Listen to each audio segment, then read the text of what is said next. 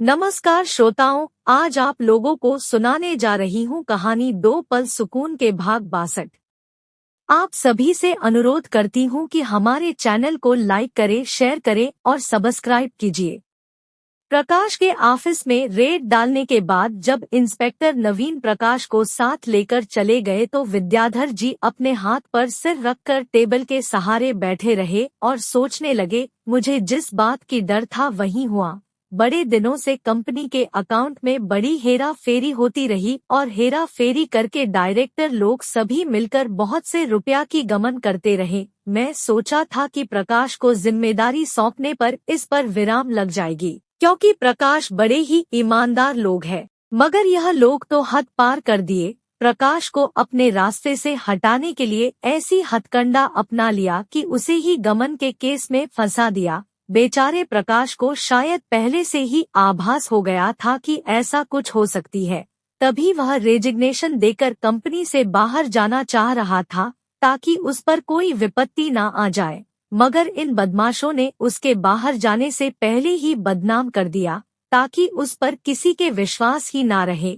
जरूर इन बदमाशों ने उसे पैसा की पेशकश किया था जो प्रकाश ने लेने से इनकार कर दिया होगा, तभी आज ऐसा काम हुआ है, वह भी जब मैंने किसी से कोई शिकायत नहीं किया।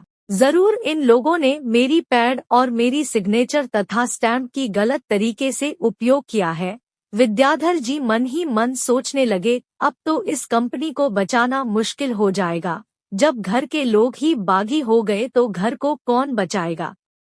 ऐसा भी हो सकता है कि कल को यह लोग मिलकर हड़ताल कर दे, या तो ऐसे भी हो सकता कि यह लोग मुझे किसी ना किसी बहाने मार डाले। हो सकता है कि कभी एक्सीडेंट करवा दे। ऐसा कहानी अक्सर सिनेमा की पर्दे पर देखने को मिलते हैं और यह कोई अलग बात नहीं है, आम बात है जो अक्सर सभी जगह में होती है। और एक बार दुर्घटना करवाने के बाद चाहे कोई कोर्ट कचहरी के लफड़े में फंस जाएगा सो अलग बात है, मगर वहाँ पर भी क्या होगा कह नहीं सकते। पैसे के जरिए बहुत से उल्टे सीधा काम करवा सकते हैं। समूचा कानून व्यवस्था बड़े बड़े लोगों के जेब में रहता है। उनके जेब भर गए तो सारे कुछ के रफा दफा हो जाती है। मुर्दा भी जीवित हो जाते हैं और जीवित मुर्दा बन जाते हैं। मुझे लगता है कि हमारे कंपनी के ऊंचे पोस्ट पर बैठे अधिकारी ही ऐसी खेल खेलने में लगे हुए हैं।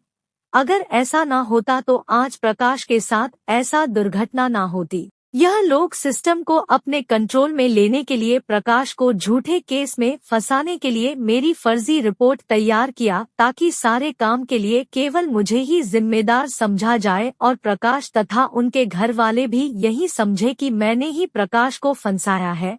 मगर अब जो भी हो रहा है उसके कारण प्रकाश को धोखा देकर उसे उसके अधिकार से वंचित करना ठीक नहीं होगा, अतः मुझे कुछ करना होगा। प्रकाश को साथ में लेकर पुलिस उसके ही घर में पहुंचने पर घर के सभी लोग अचंभित हो गए। उन्हें देखकर रामस्वरूप जी और पत्नी रुक्मणी देवी तथा अंजलि आश्चर्यचकित होकर बार बार सभी को पूछने लगे, यह क्या हो रहा है? अरे आप लोग ऐसे कैसे हमारे घर की तलाशी ले रहे हैं? तभी पुलिस वाला एक कपड़े में लपेटे हुए एक बड़ा सा बंडल हाथ में लेकर बाहर आते हुए कहता है, यह देख लो साहब, यह रुपया उनके कमरे से बरामद हुई है। सभी लोगों के लिए यह सारा कुछ पहेली बने हुए है और आश्चर्यचकित होकर कभी प्रकाश तो कभी पुलिस वालों की ओर ताकते रहे और मन ही मन सोचते रहे कि आज अचानक यह सब क्या हो रहा है। यह सब पैसा वगैरह हमारे घर से निकलने का क्या मतलब है? तभी अंजलि अपने पति प्रकाश को पूछने की कोशिश करती है ताकि रहस्य से पर्दा उठ सके और सभी के सामने उन्हें नीचा ना होना पड़े। मगर प्रकाश किसी भी तरह का बात किए बगैर चुपचाप रहा। पुलिस वाले जाते जाते प्रकाश को कह कर गए, या तो अभी आप हमारे साथ चलिए या तो कल सुबह आकर अपना बयान देकर जाना कि इतने सारे रुपया आपके पास कहाँ से आए। आपको इसका सोर्स बताना होगा, नहीं तो आपके अगेंस्ट में मुकदमा फाइल की जाएगी, जो आपको मुनासिब लगे कीजिएगा। पुलिस वाले सारे लोग जब प्रकाश के घर पर रेड डालकर चले गए तब प्रकाश एक कुर्सी पर बैठकर शांत होकर सारे विषय का आकलन करने की कोशिश करता है। तभी अंजलि तथा उसके माता पिता आकर पास ही बैठ गए और तरह तरह की बातें पूछने पर प्रकाश अपनी तरफ से उन्हें सारी घटनाएं बताता है, जिसे सुनकर सभी लोग आश्चर्य व्यक्त करते हुए कहने लगे, यह तो बड़े ही अनर्थ हो गई है, अब क्या होगा। जवाब में प्रकाश कहता है, देखते हैं क्या होता है। कल थाने में बुलाया है, सो कल देखी जाएगी, जो भी होना होगा वह तो होगा। किस्मत में जो है वह तो होकर ही रहेगा, चाहे हम कितना भी जतन क्यों ना करें, मगर भाग्य में जो है वह तो होकर ही रहेगा। आप लोग चिंता ना करें, ज्यादा ऑनेस्ट लोगों के साथ वैसा ही होता है, क्योंकि यह कलयुग है। इस समय में जो जितना ज्यादा 2 नंबर का काम करते हैं उसके जय जयकार होती है। जो लोगों को धोखा देते हैं लोग उन्हें पुरस्कृत करते हैं, और जो सत्य और सत प्रवृत्तियों के साथ जीना चाहता है उसे हर कदम पर ठोकरें मिलते हैं और अपवाद मिलता है। आज मेरे साथ ऐसा ही तो हुआ है। अगर मैं भी भ्रष्टाचार के गंदे पानी में डुबकी लगाने को राजी होता तो यह नौबत ना आते। आज यह लोग सारे अपने हितों के चक्कर में मुझे फंसाया, ताकि कल को उनके ऊपर कोई अंगुली ना उठा सकें। अब मेरा तो जो होगा सो होगा, लेकिन मुझे शंका हो रही है कि कल को यह कंपनी रहेगी या नहीं, क्योंकि जब घर का भेदी विभीषण था तो लंका की सर्वनाश हो गया था, और यह तो एक छोटा सा कंपनी है। ऐसे विभीषण जहाँ जहाँ रहेगा वहाँ पर कितना भी बड़ा लंका रूपी कंपनी क्यों ना हो, उसकी नाश होने से कोई नहीं बचा सकता। अगले दिन सुबह एक तरफ जहां प्रकाश थाने में चला गया, वहीं विद्याधर जी अचानक सभी डायरेक्टर की आपात बैठक बुला लिया। पहले तो विद्याधर जी सभी को बोलने की मौका दिया, ऐसे में सभी अधिकारी अपनी अपनी बात रखी है। फिर विद्याधर जी उन्हें कहने लगे, मैं आपके सामने एक प्रस्ताव रखना चाहता हूँ, आप लोग पूरी तरह से सुन ले, उसके बाद ही आप लोग अपनी राय कहना। प्रकाश काफी दिन से बीमार है, जो वह मुझे कोई बार बताया भी है। साथ में उसके परिवार अर्थात उसकी पत्नी और सास ससुर जी बहुत दिनों से बीमार रहने के कारण वह बहुत परेशानी में दिन व्यतीत करता रहा। ऐसे में बड़े दिनों से वह कंपनी से वीआरएस लेने की बात कह रहा था। जिस समय यह कंपनी में आया था उस समय मैं ही उसे अपॉइंटमेंट किया था।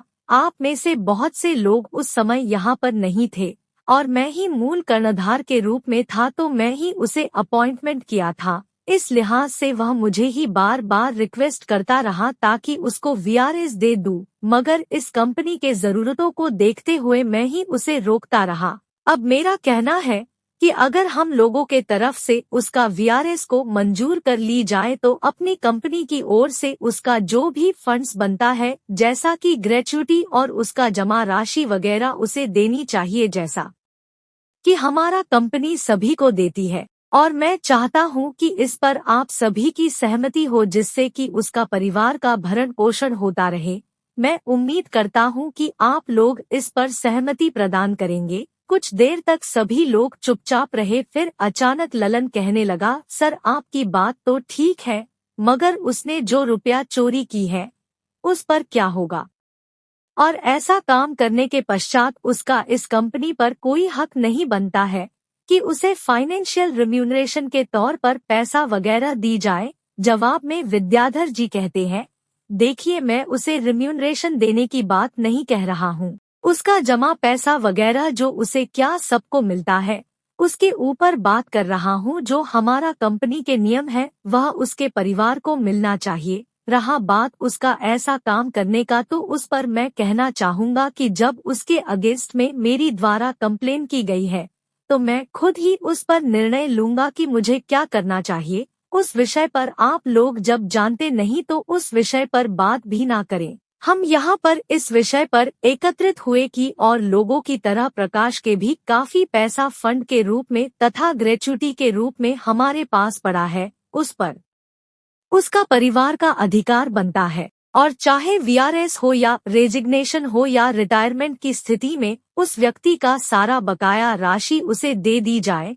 सो उसके इस राशि पर विचार करने के लिए हमने इकट्ठे हुए हैं, ताकि सभी के सहमति से उसे उसका सारा राशि दे दी जाए। काफी देर तक जद्दोजहद के पश्चात सर्वसम्मति से इस विषय पर एक राय बनती है कि प्रकाश को उसका प्राप्य राशि वगैरह यथाशीघ्र दे दी जाए। इस सहमति पत्र पर सभी लोगों की सिग्नेचर भी ले ली जाती है और अकाउंट सेक्शन को आदेश दी जाती है कि 24 घंटे में प्रकाश के लिए चेक बनाकर विद्याधर जी के टेबल पर रख दी जाए। अब विद्याधर जी धीरे से ऑफिस से निकालकर थाने की ओर चले गए, जहां पर सुबह से प्रकाश को बिठाकर रखा गया है और उसे तरह तरह की सवाल की जा रही है।